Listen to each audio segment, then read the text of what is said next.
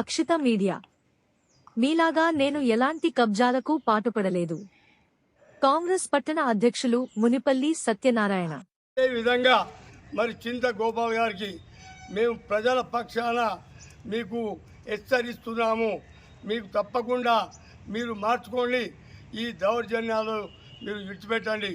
ఎందుకంటే అధికారులను దౌర్జన్యం భయపెట్టడము, మరి వితౌట్ పర్మిషన్ మీరు కట్టుకోవడము మంచి పద్ధతి కాదు.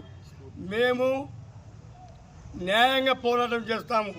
ఒకవేళ మా కాంగ్రెస్ పార్టీ కార్యకర్తలు ఎక్కడైనా తప్పు జరిగితే మాకు సలహాలు ఇవ్వండి, వాటిని పాటించే బాధ్యత, వాటిని అమలు చేసే బాధ్యత మాది.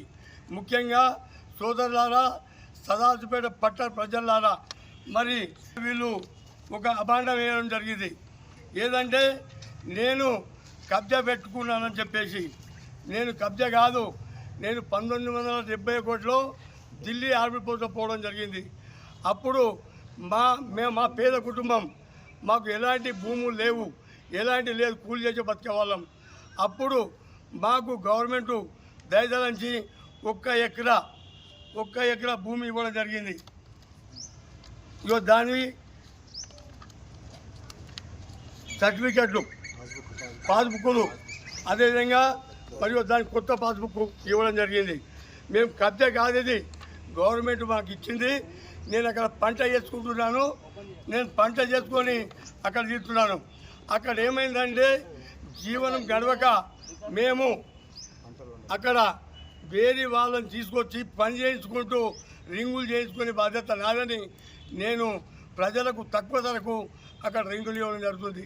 కానీ గోపాల్ గారు, మీకు తెలియాలి, మేము సీలింగ్ ల్యాండ్ అమ్ముకుంటున్నాం కాము, కష్టపడి పని చేసుకుంటున్నాం. మేము మీ అన్న మాదిరిగా మేము సీలింగ్ భూమి అమ్ముకునే మరి ఒక్కసారి చెప్తున్నాము. ఇది ఇప్పుడే చెప్పలేను, మళ్ళీ ఇది ఈ రోజుకే మేము ఊరుకుంటున్నాము. తప్పకుండా మీ పైన ప్రతి ఒక్కరు తీస్తున్నాము. అన్నదమ్ముల చిట్ట కాదు, తప్పకుండా మీ టీఆర్ఎస్ వాళ్ళు ఏదైతున్నారో మీరు దౌర్జన్యం చేస్తున్నారో, మరి అదేవిధంగా మీ యొక్క మంత్రి హరీష్ రావు గారికి, మాజీ మంత్రి చెప్తున్నాము, అయ్యా నీ శిష్యులకి ఇట్టున్నారు, మరి ఏమంటారు, దానికి బాధ్యత ఎవరు? మరి కేసీఆర్ మాజీ ముఖ్యమంత్రి, మీ శిష్యులను కంట్రోల్ పెట్టుకోండి. సదాశివపేట ప్రజలు ఊరుకోరు, తప్పకుండా దౌర్జన్యం మీపై తిరగబడతారు. కనుక మరి ఒకసారి హెచ్చరిస్తున్నాము, ఇటువంటి వాటికి జోలెళ్లకుండా మీరు జాగ్రత్తగా మీరు నడుచుకుంటే బాగుంటుందని చెప్పేసి కోరుకుంటూ, మరి పట్టణ ప్రజలకు ముఖ్యంగా ఒకవేళ మా తప్పుంటే మధ్యరంగం, వినాయక్ చౌక్, గాంధీ చౌక్ అక్కడ మనం పిలిపియండి. మేము సవాల్ విసురుతున్నాము చింత గోపాల్ గారికి, వారి అన్న